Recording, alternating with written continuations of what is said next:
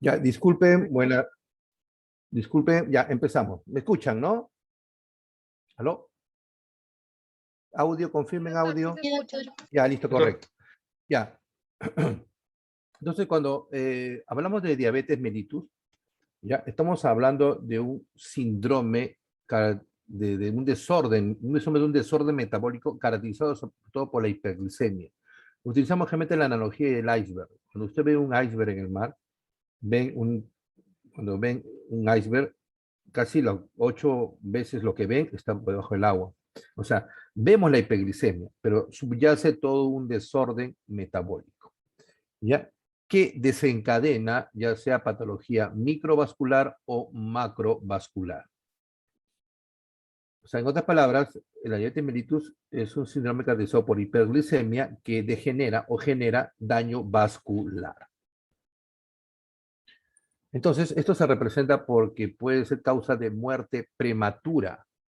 Entonces, la diabetes mellitus es una causa de muerte prematura. Si ustedes observan, hay una diferencia ahí entre diabetes tipo 1 y diabetes tipo 2. Diabetes tipo 1, más del 50% fallecen por causas derivadas de la nefropatía diabética. Y la nefropatía es lo microvascular, es microvascular. Y en la diabetes tipo 2 es casi el 70, o sea, 3/4 fallecen por causa vascular, un 58% por causa cardiovascular y un 12% por cerebrovascular. Conclusión, enfermedades vasculares. Ahora, en general, como concepto, cuando hablamos de complicaciones de la diabetes mellitus, podemos clasificar en dos tipos, complicaciones agudas y complicaciones crónicas, ¿ya? Agudas y crónicas. Agudas lo podemos clasificar como crisis hiperglicémicas y crisis hipoglicémicas.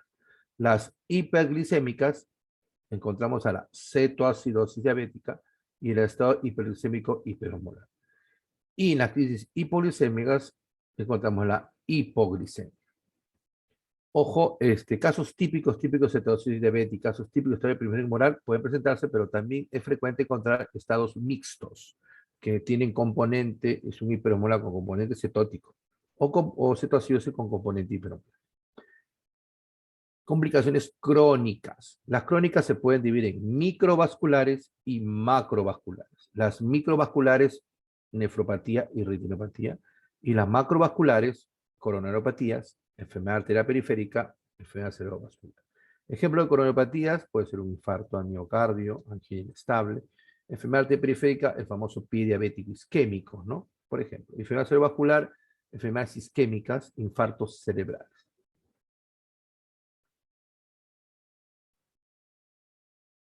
Para entender, por ejemplo, conceptos de glicemia, debemos saber sus unidades. Tener en consideración que el sistema internacional trabaja en milimoles por litro, pero nosotros en nuestro medio trabajamos todavía con miligramos por decilitro. Entonces es bueno saber la equivalencia. Un milimol por litro equivale a 18 miligramos por decilitro. O sea, un milimol por litro equivale a 18 miligramos por decilitro, ¿no? Es la equivalencia. Entonces tenemos conceptos. Tenemos la glucosa, tenemos la unidad glicosilada. Es otro concepto que vamos a tener. La unidad glicosilada, en definición, ¿qué es? Es un parámetro que me determina el promedio de glucosa de los últimos 8 a 12 semanas, por ejemplo, los 3 meses. La unidad glicosilada, ¿en qué se basa el principio de la glicosilación? Normalmente a concentraciones normales de glucosa, que vamos a ver posiblemente que en glucosa plasmática venosa en ayunas de vale 60 a 100, a esos valores, se glicosila una cantidad determinada de proteínas. O sea, cualquier proteína del cuerpo es susceptible a la glicosilación. ¿Y qué es la glicosilación?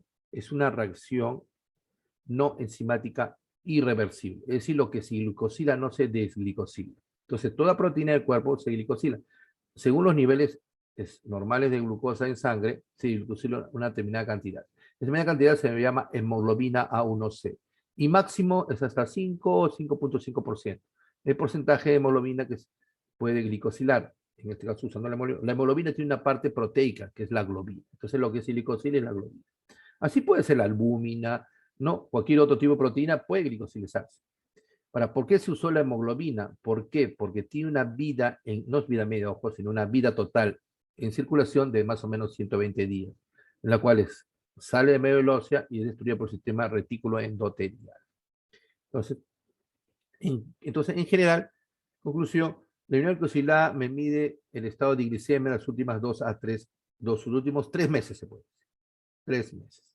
Entonces, hay una relación directamente proporcional entre la glucosa y la hemoglobina glicosilada,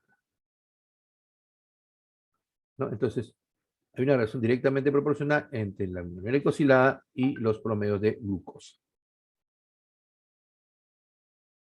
Ahora, en lo que se refiere a criterios de diabetes, ¿no? El punto de quiebre fue en el año 97. Antes de julio del 97 se consideraba como criterio de diabetes en lo que se refiere a glucosa plasmática venosa en ayunas, una glucosa mayor o igual de 140.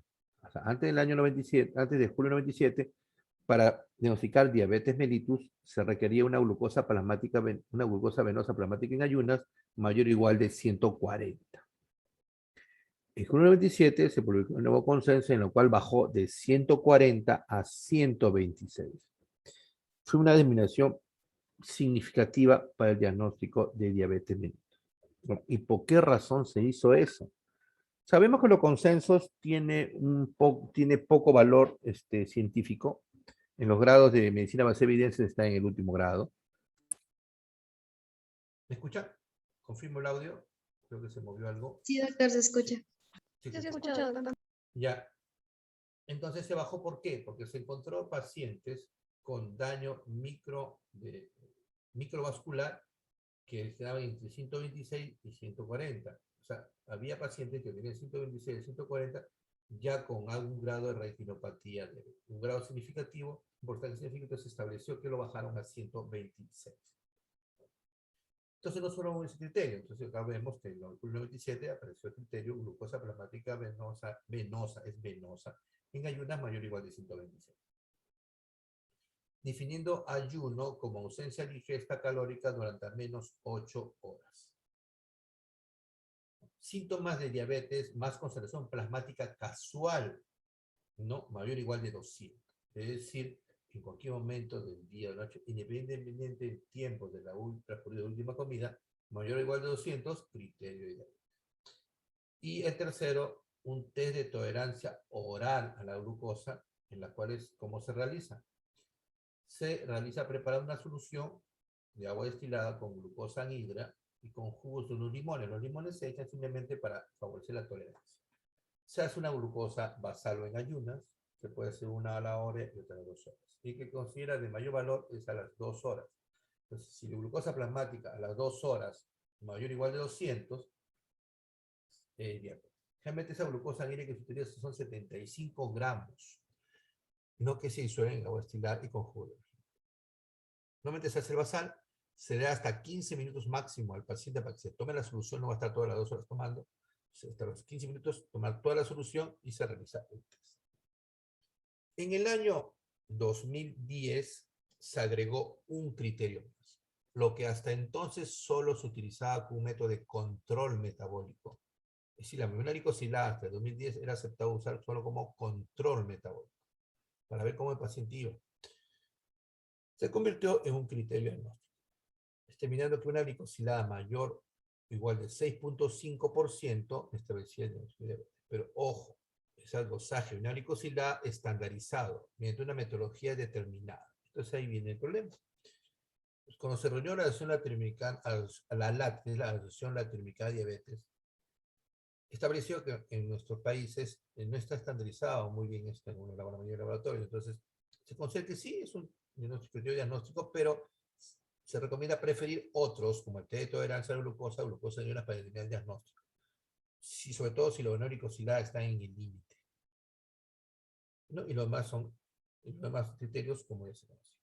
Punto aparte, en la clínica, en la práctica diaria, tenemos 3 tipos de glucosa. Tres. Tenemos la glucosa plasmática en ayunas, que es la que se extrae de la vena, la que comúnmente ustedes cuando se hace un dosaje, se hace. 2, tenemos a la glucosa plasmática venosa, ¿no? Hemodiálisis venosa, ¿no? Dos, tenemos a la glucosa arterial, la que se saca, por ejemplo, con un análisis gas arterial, arteria de frente. Y tercero, la glucosa capilar, que es de los capilares. Son glucosas diferentes, los parámetros son diferentes. Porque la glucosa plasmática venosa es del plasma, centrifuga la sangre total plasmática y separa el plasma. En cambio, en el arterial es todo. Y el capilar es sangre capilar, ¿no? Son glucosas diferentes. Y los criterios son hechos con glucosa plasmática venosa. Normalmente la diabetes tipo 1 se consideraba, el concepto clásico, diabetes tipo 2 es poligénico y multifactorial. Poligénico porque depende de varios genes y multifactorial porque depende de varios factores medioambientales, etc. Y la diabetes tipo 1 se considera autoinmune y como autoinmune se pensaba que era algo brusco, de un momento a otro se producía rápidamente la enfermedad y bueno, comparado con la diabetes tipo 2, el proceso de historia natural de diabetes tipo 1 es más rápido. Pero ya se logró determinar estadios en el que están ahí. Estos artículos se los he dado a la delegada, debería de repartirlo. Creo que ya le di para que lo reparta y ahí está eso, ¿no?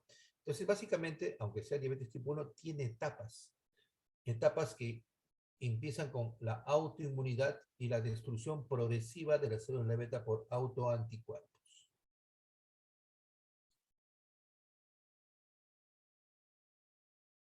Para el diabetes mellitus gestacional hay también criterios. Ahora, la gestación en estado especial. Los criterios que vimos anteriormente, los criterios son los típicos de diabetes mellitus, son en pacientes adultos, ¿no? Adultos no gestantes y ambulatorios. Para paciente ambulatorio. No se aplica en pacientes críticamente enfermos o pacientes hospitalizados. Es para pacientes ambulatorios, ¿no? Y no gestantes. Pues cuando el paciente está gestando, los parámetros cambian, son más estrictos. Y en todo, en la presión arterial, por ejemplo, también. Por ejemplo, acá recomienda, hay varias metodologías de un solo paso en las cuales hacen que usted transar la glucosa igual, con 75 gramos de glucosa, en ayunas, etc. Y si acá es diferente, dice, el diagnóstico de diabetes mellitus gestacional se realiza cuando cualquiera, ojo, de los valores de glucosa que se muestran a continuación, no, sus valores de glucosa plasmática que encontramos sobrepasa cualquiera de estos valores. Es decir, sin ayuna me sobrepasa en el 92 para arriba, es diabetes gestacional. Si sobrepasa 180 a la hora, diabetes gestacional. Si sobrepasa 153 a las horas, es diabetes gestacional. Se dan cuenta que los valores son más bajos. Y el paso de dos pasos de estrategia, lo dejo ahí un poco el análisis. Pero es diferente en una gestante. Ahora, hablando de consenso, así como hay diabetes, ¿no? Hay normal, vemos una tierra de nadie, en la cual se le dice prediabetes o a veces le cambian el nombre como riesgo de diabetes. O sea, en la práctica, riesgo de diabetes o prediabetes son sinónimos. Entonces, si para diabetes mellitus en ayunas se considera mayor o igual de 126, para definir prediabetes o diabetes se considera entre 100 a 125. Porque no normal, según los consensos, en ayunas es de 60 a 100. En un adulto no gestante, 60 a 100. Y manera ambulatoria. De 100 a 125 se considera riesgo o prediabetes. Si es con el test de tolerancia a la glucosa, se considera diabetes mayor o igual de 200. Pero si tiene de 140 a 199, se considera prediabetes o riesgo de diabetes. O mal llamado intolerancia a la glucosa, que está mal traducido. Sería test de tolerancia a la glucosa alterado. Esa sería la traducción correcta. Entre 140 a 199, riesgo de diabetes. Y normal hasta 140. Y la glicosilada, si mayor o igual de 6.5% es diabetes, riesgo de diabetes desde 5.7 a 6.4. Entonces, conclusión, lo normal es menos de 5.7. ¿No? Lo normal es menos de 5.7 en la glicosilada. ¿Ya? ¿Listo? Vamos a avanzar. Doctor, disculpe, se lo escucha súper bajito. O sea, está como, su audio está como bien bajito. A ver, ahora. Igual, ahora, doctor. a ver, vamos a. Ahora. Bueno, ¿Me escucha? ya le subiremos el volumen. A ver, vamos ahora. ¿Me escuchan ahora? Ya, sí, doctor, ahí se escucha mucho mejor. Sí. Ya, ya. Avanzamos. Criterios, o sea, ahora, ¿en qué personas se consideran que debemos hacer descarte de diabetes o prediabetes? Es lo mismo que establecer riesgo de diabetes, ¿no? Entonces, el tamizaje debería ser considerado a aquellos adultos con sobrepeso o obesidad, mayor o igual de 25 kilogramos por metro cuadrado, ¿no? En asiáticos, americanos lo ponen mayor o igual de 23. Pero en todo caso, paciente con sobrepeso o obesidad, quienes tengan uno o más de los siguientes factores. Uno, familiares de primer grado de diabetes. Tener familiares de primer grado de diabetes es un factor de riesgo de diabetes. Este segundo criterio de etnias de alto riesgo que tengo con pinzas, para los americanos, etnias de alto riesgo son los latinos. Pero no, pues eso se aplica acá etnia, ¿no? En nuestro medio esto no aplicaría. Historia de enfermedad cardiovascular, hipertensión, HDL colesterol bajo, ¿no? O triglicéridos elevados. Generalmente, cuando hablamos nosotros, por ejemplo, la famosa dislipidemia heterogénica o dislipidemia metabólica, hablamos de HDL bajo, triglicéridos elevados y LDL predominio pequeño y denso. Pero generalmente los triglicéridos elevados van con HDL bajo. Síndrome ovario poliquístico, sedentarismo, inactividad física, y otros relacionados a insulina, por ejemplo, obesidad severa, acantosis nigricans, ¿no? Es decir, paciente con sobrepeso, obesidad que tenga uno o más de esos factores que he nombrado. Dos, pacientes con prediabetes, que han tenido antecedente prediabetes, ¿no? Hay que chequearlos anualmente. Aquella mujer diagnosticada con diabetes gestacional, es decir, haber diagnosticado diabetes gestacional es un factor de riesgo para ser diabético, es un factor de riesgo mayor, ¿no? Para todos los pacientes mayores de 45 años, ¿no? Y si el test resulta normales de cualquiera de estos pacientes, repetirlo ya sea según el riesgo al año a los 3 años. En pocas palabras, si usted ponga a analizar, son múltiples factores. O sea, prácticamente ser diabético, o sea, la diabetes mellitus se ha convertido en una pandemia debido a de que estos factores de riesgo se relacionan mucho al sedentarismo y a la disposición de mucha comida chatarra, como vamos a ver a continuación. Yo les he dado una bibliografía en castellano, que es el ALAC, la último consenso fue el 2019, y acá también están los factores de riesgo y diabetes mellitus, pero ya adaptados a nuestro medio. Ahora, como les decía, la diabetes mellitus, ahora 2, hablemos de la diabetes tipo 2, es una pandemia, especialmente en el hemisferio sur, porque ha habido un incremento exponencial en América Central, ¿no? América Central, América del Sur, África, Oceanía y Asia, ¿no? Si usted parte en el mundo por la mitad, la parte hemisferio inferior, hemisferio sur, es donde más se ha incrementado la tasa de diabetes mellitus tipo 2. ¿Por qué razón? Por dos razones. Por los cambios alimenticios y disminución de la actividad física. Los cambios alimenticios, es decir, el incremento del consumo de comida llamada chatarra, acá llamamos chatarra, aquella comida que tiene exceso de carbohidratos simples, o exceso de azúcares, exceso de grasas saturadas y exceso de sal. Y al sedentarismo. A uno de los dos se relacionan a una obesidad. Aunando a esto, la alta disponibilidad de consumo de azúcares. Se ha encontrado una relación directamente proporcional entre el aumento de la prevalencia de diabetes y la disposición de azúcar en la población. Si vemos la prevalencia, bueno, publicada en 2019, buscamos Perú, acá está. Se considera que a nivel nacional, con variaciones, están más o menos el 5.6% de la población tiene diabetes, según la Federación Internacional de Diabetes. Hay variaciones, se considera que hay menos prevalencia en la sierra, mayor prevalencia en el norte del país, etc. Hablemos algo de fisiopatología.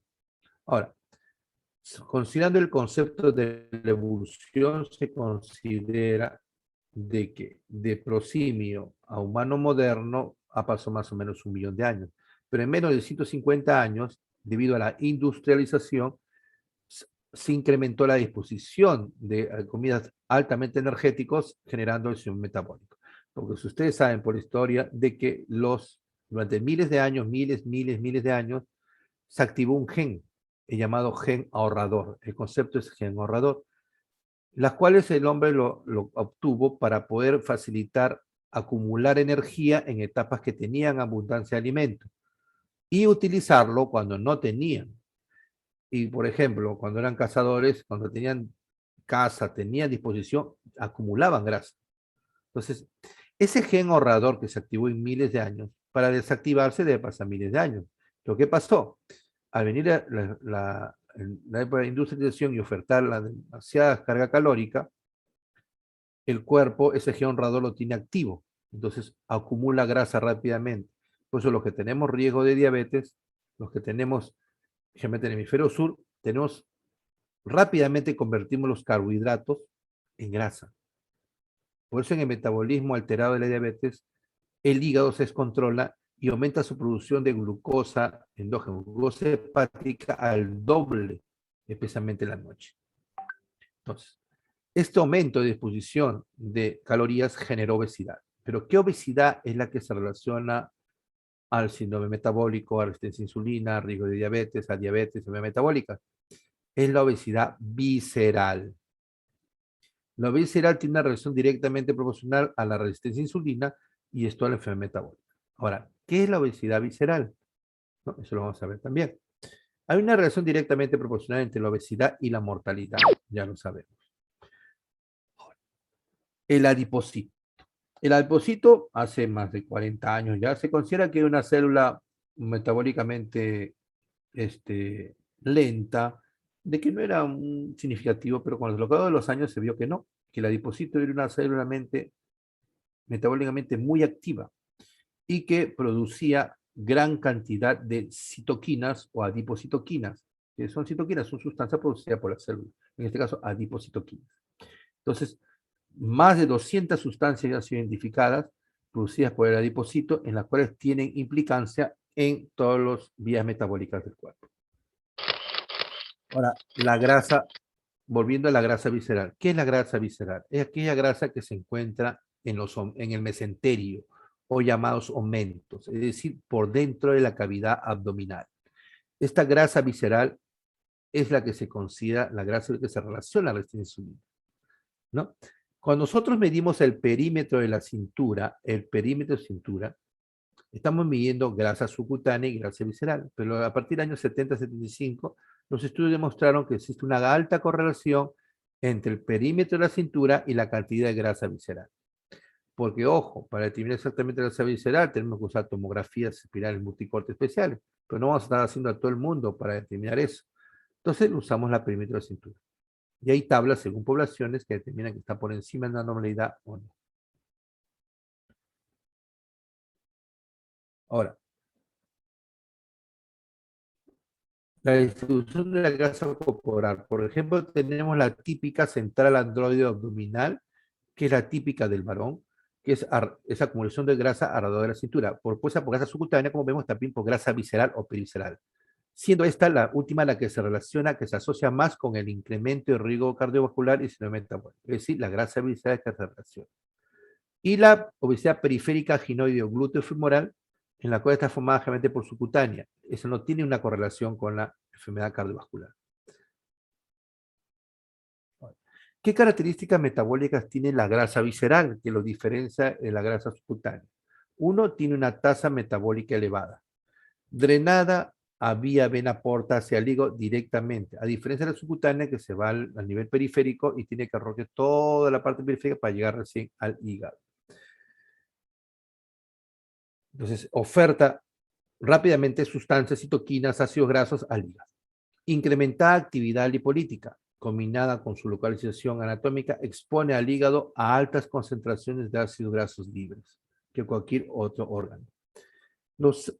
Recordar ustedes que los que el adipocito almacena energía bajo la forma de triglicéridos.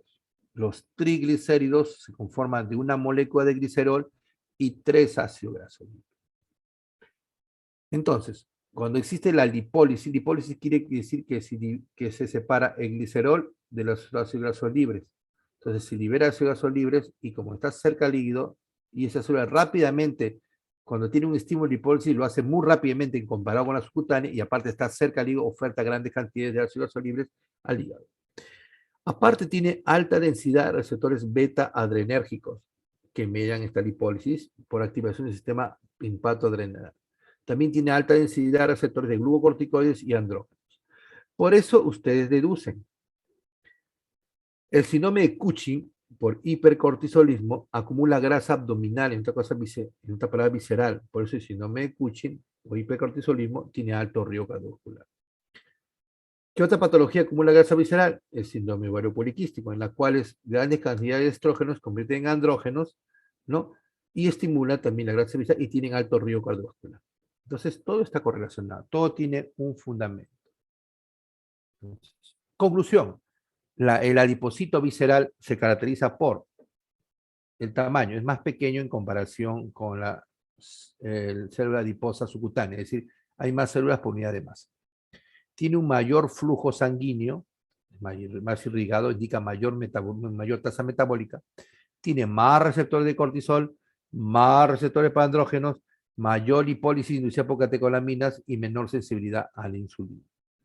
Pues recuerde que la insulina al contrario es anabólica, no, evita la lipólisis. O sea, es una célula adiposa más pequeña, más irrigada y que es más sensible a los estímulos de cortisol, andrógeno y catecolaminas por el receptor beta 3.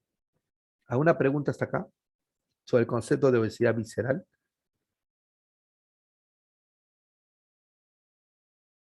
¿Alguna pregunta? ¿Se escucha, no? Ninguna pregunta. ¿Confirman Sí, audio? doctor. Sí, doctor, sí se escucha bien. Está listo ya. Ya, entonces vamos a avanzar. Otro concepto.